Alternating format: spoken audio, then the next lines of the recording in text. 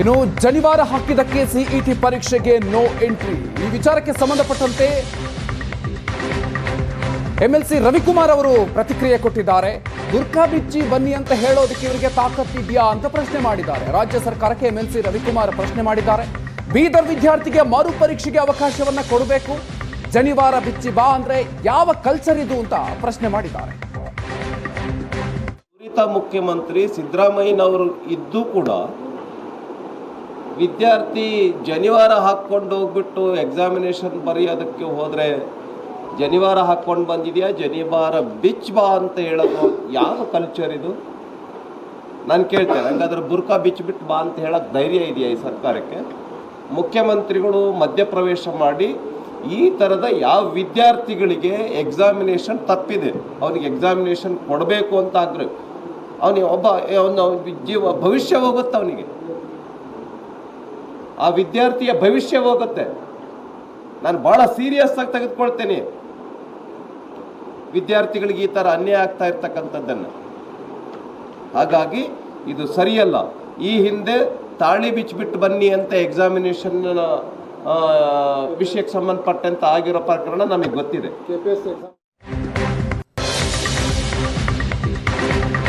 ಜನಿವಾರ ತೆಗೆಸಿದ್ದಕ್ಕೆ ಶಿವಮೊಗ್ಗ ಬ್ರಾಹ್ಮಣ ಮಹಾಸಭಾ ಆಕ್ರೋಶವನ್ನ ವ್ಯಕ್ತಪಡಿಸಿದೆ. ರಾಜ್ಯ ಸರ್ಕಾರ ಬ್ರಾಹ್ಮಣ ಸಮುದಾಯವನ್ನ ಟಾರ್ಗೆಟ್ ಮಾಡಿರೋ ರೀತಿ ಕಾಣ್ತಾ ಇದೆ ಅಂತ ಜಿಲ್ಲಾ ಬ್ರಾಹ್ಮಣ ಮಹಾಸಭಾ ಅಧ್ಯಕ್ಷ ನಟರಾಜ್ ಭಾಗವತ್ ಕಿಡಿಕಾರಿದ್ದಾರೆ.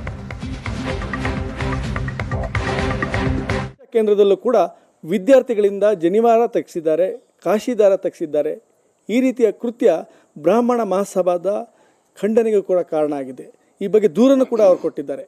ಶಿವಮೊಗ್ಗದ ಜಿಲ್ಲಾ ಬ್ರಾಹ್ಮಣ ಮಹಾಸಭಾದ ಅಧ್ಯಕ್ಷರಾಗಿರ್ತಕ್ಕಂಥ ನಟರಾಜ್ ಭಾಗವತ್ ನನ್ನ ಜೊತೆಗಿದ್ದಾರೆ. ಅವರು ಈ ಬಗ್ಗೆ ಪ್ರತಿಕ್ರಿಯೆ ಕೊಡ್ತಾರೆ. ಸರ್, ಏನು ಸರ್ ಸಮಸ್ಯೆ ಆಯಿತು? ಸರ್, ಈಗ ಮೊನ್ನೆ ಶಿವಮೊಗ್ಗದಲ್ಲಿ ಇಡೀ ರಾಜ್ಯದಲ್ಲಿ CET ಪರೀಕ್ಷೆ ಪ್ರಾರಂಭವಾಯಿತು. ಈ ಸಂದರ್ಭದಲ್ಲಿ ಹಿಂದೆ ಕಳೆದ ಯಾವ ವರ್ಷಗಳು ಇಲ್ಲದಿರುವಂತಹ ಹೊಸ ಒಂದು ಬೆಳವಣಿಗೆ ಈ ವರ್ಷ ನಮಗೆ ಕಂಡು ಬಂದಿದೆ. ಈ ವರ್ಷ ವಿದ್ಯಾರ್ಥಿಗಳನ್ನ ಫ್ರಿಸ್ಕ್ ಮಾಡಬೇಕಾಗಿರುವಂಥ ಸಂದರ್ಭದಲ್ಲಿ ಅವರ ದೇಹದಲ್ಲಿದ್ದಂತಹ ಜನಿವಾರ ಇರ್ಬೋದು ಅಥವಾ ಕೈನಲ್ಲಿದ್ದಂತಹ ಕಾಶಿದಾರ ಇರ್ಬೋದು, ಈ ಥರದನ್ನೆಲ್ಲ ಕಟ್ ಮಾಡಿ ಒಳಗಡೆ ಬಿಡುವಂಥದ್ದಾಗಿದೆ. ಶಿವಮೊಗ್ಗ ಜಿಲ್ಲೆಯಲ್ಲಿ ಈ ಥರ ಮಾಡಿದಾಗ ಕೆಲವು ವಿದ್ಯಾರ್ಥಿಗಳು ಪ್ರತಿಭಟನೆ ಮಾಡಿದ್ದಾರೆ. ಕೆಲವು ವಿದ್ಯಾರ್ಥಿಗಳು ಜನಿವಾರವನ್ನು ತೆಗೆದು ಅಲ್ಲಿರುವಂಥ ಕಸದ ಬೊಟ್ಟಿಗೆ ಹಾಕಿ ಅಂತ ಹೇಳಿದ್ದಾರೆ ಅಲ್ಲಿರುವಂಥ ಸಿಬ್ಬಂದಿಗಳು. ಆ ರೀತಿ ಕಸದ ಬೊಟ್ಟಿಗೆ ಹಾಕಿದ್ದಾರೆ. ಈ ಬ್ರಾಹ್ಮಣನು ಪ್ರಾರಂಭದಲ್ಲಿ ಹುಟ್ಟಿದಾಗ ಅವನು ಬ್ರಾಹ್ಮಣ ಅಂತ ಕರೆಯೋಲ್ಲ. ಅವನಿಗೆ ಯಾವಾಗ ಬ್ರಹ್ಮೋಪದೇಶ ಆಗುತ್ತೆ ಆಗ ದ್ವಿಜ ಅಂತ ಆಗ್ತದೆ, ಎರಡನೇ ಜನ್ಮ ಬರುತ್ತೆ. ಆ ಸಂದರ್ಭದಲ್ಲಿ ಹಾಕುವಂಥ ಬ್ರಾಹ್ಮಣ ಅದು ನಮ್ಮ ಚಿಹ್ನೆ. ಅದು ಮದುವೆ ಆಗುವಂಥ ಗೃಹಸ್ಥಾಶ್ರಮ ಸೇರಿದಾಗ ಎರಡನೇ ಜನಿವಾರವನ್ನು ಹಾಕ್ತಾರೆ, ಅದು ನಮ್ಮ ಚಿಹ್ನೆ. ಹಾಗಾಗಿ ಇದು ಕೇವಲ ದಾರದ 3 ಎಳೆ ದಾರದ ಚಿಹ್ನೆ ದಾರ ಮಾತ್ರ ಅಲ್ಲ, ಬದಲಾಗಿ ನಮ್ಮ ಇಡೀ ಸಂಸ್ಕೃತಿಯ ಚಿಹ್ನೆ ಇದು.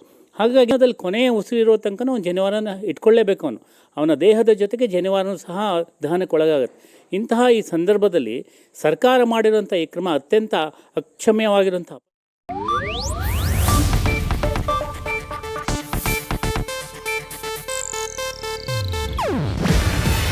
ಇದು ಏಷ್ಯಾನೆಟ್ ನ್ಯೂಸ್ ನೆಟ್ವರ್ಕ್ ಪ್ರಸ್ತುತಿ. ನೀವು ನೋಡ್ತಿದ್ದೀರಾ ಏಷ್ಯಾನೆಟ್ ಸುವರ್ಣ ನ್ಯೂಸ್.